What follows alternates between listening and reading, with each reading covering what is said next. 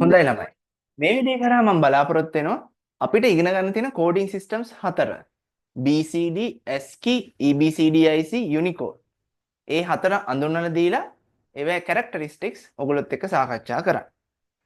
එතකොට ළමයි පරිගණක ඉතිහාසයේ ඉඳන් ඔය encoding decoding වලට හඳුන්වලා දුන්නු coding systems ගත්තාම මුලින්ම හඳුන්වලා දුන්නේ BCD කියන system එක. ඒකට කියනවා binary coded decimal කියලා. හරිද? ඊළඟට හඳුන්වලා දුන්න ASCII කියලා.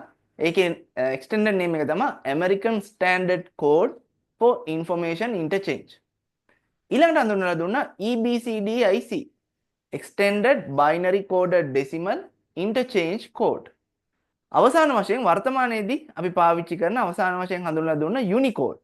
ඒකට කියනවා Universal Code කියලා. හරිද?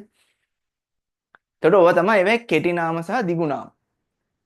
දැන් මේ හැම coding system එකකින් මොකද්ද කරන්නේ? අපි දැන් keyboard එක ගමු. keyboard එක හරහා letter එකක් හරි digit එකක් හරි symbol එකක් හරි විදිහට input කරන එක. අපි කියමු සංකේතය කියලා input කරන symbol එකට අදාළව binary stream එකක් generate කරන එක තමයි මේ coding system එකෙන් කරන්නේ. අපි කියනවා encoding කියලා.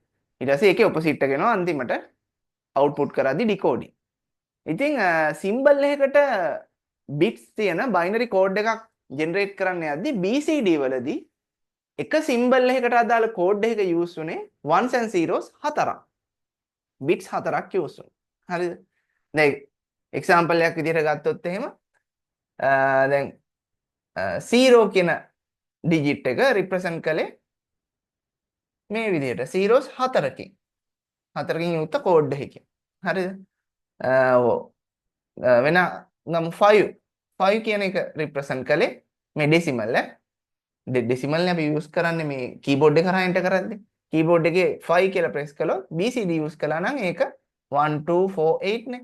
එතකොට 4 plus 1 ඔන්න ඔය විදිහට bits හතරකින් තමයි නිරූපණය කරන්නේ.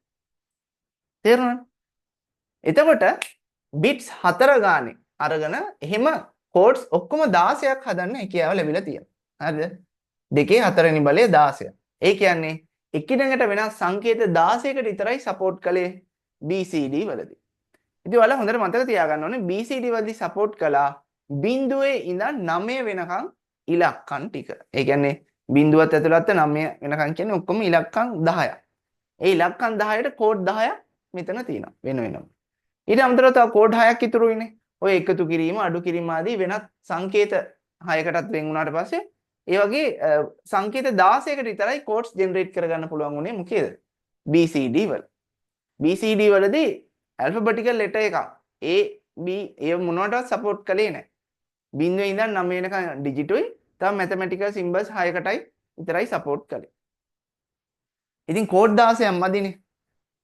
කාලයත් එක්ක පරිගණකය දියුණු වෙන්න කීබෝඩ්ස් එහෙම ආවා. ඒක තව කැරක්ටර්ස් අපිට කම්පියුටර් එන්වයරන්මන්ට් එකේ යූස් කරන්න අවශ්‍ය වුණා. ඉතින් ඒ අඩුව පුරවන්න තමයි ඊළඟට අඳුනලා දුන්නේ ASCII. ASCII වලදී එක කෝඩ් එකක 7ක් තිබ්බා. හරිද? බිට්ස් 7ක් තිබ්බා. දැන් ASCII වලදී 0 රිප්‍රසන්ට් කළා නම් මෙන්න මේ විදිහට යනවා. හරිද?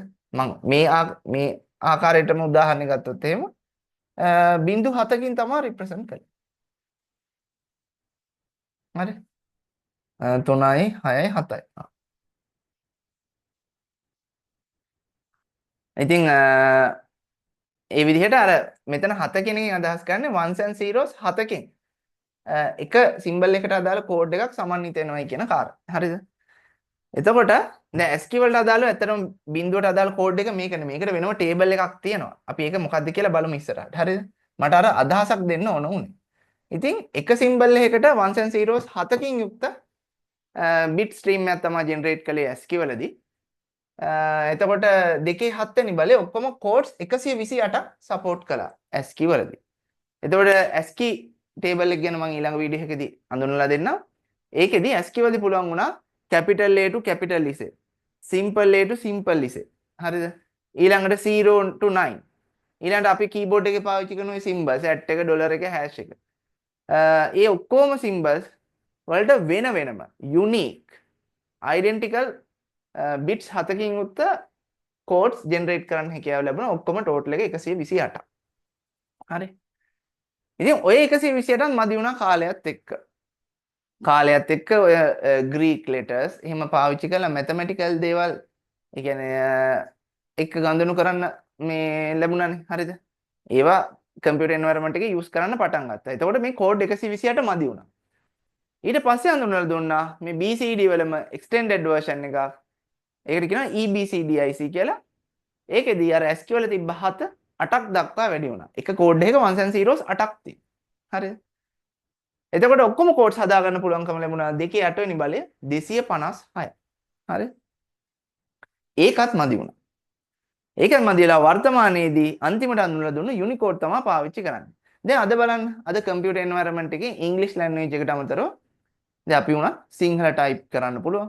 අනිත් languages Tamil, Hindi, Japanese, Korean, ඔය ඇෆ්‍රිකන් ලැන්ග්වේජස් ඒ ඔක්කොම සපෝට් කරනවා. එතකොට දැන් ලංකාවේ සිංහල හොඩිය ගත්තොත් එහෙම සංකේත දල වශයෙන් 60ක් විතර තියෙනවා. අකුරු 60ක් විතර තියෙනවා. ඒවට ඔය ඉස්පිලි පාපිලි දාලා ගත්තාම ඒවටත් වෙන වෙනම සංකේත විදිහට අඳුරන කෝඩ්ස් මේ ජෙනරේට් වෙන්න ඕන. හරිද?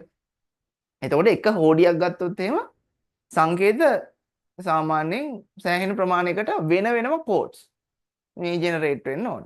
එතකොට මේ යුනිකෝඩ් වලදී එක කෝඩ් එකක ones and zeros 16ක් තියෙනවා. හරිද? ones and zeros 16ක් තියෙනවා.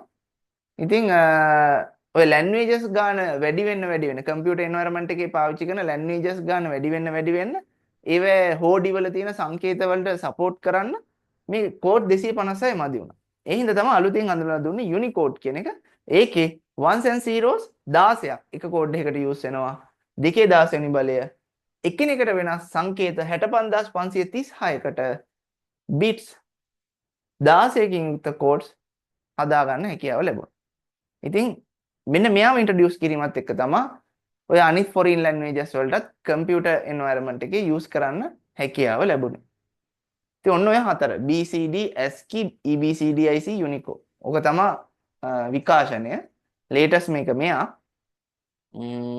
ඔයගොල්ලෝ එහෙම දැකලා ඇති සමහර තැන්වල UTF-8, UTF-16, UTF-32 කිය ඒ Unicode තමයි තියෙන්නේ. හරිද?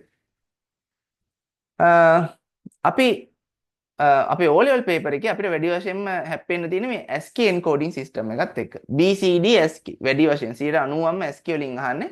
හිටපු ගමන් BCD වලිනුත් අහනවා. නැත්තේ නෑ. ඉතින් ඒවත් එක්ක ගණන් හදන්නේ කොහොමද කියලා අපි ඊළඟ වීඩියෝ වලදී බලමු. හරි?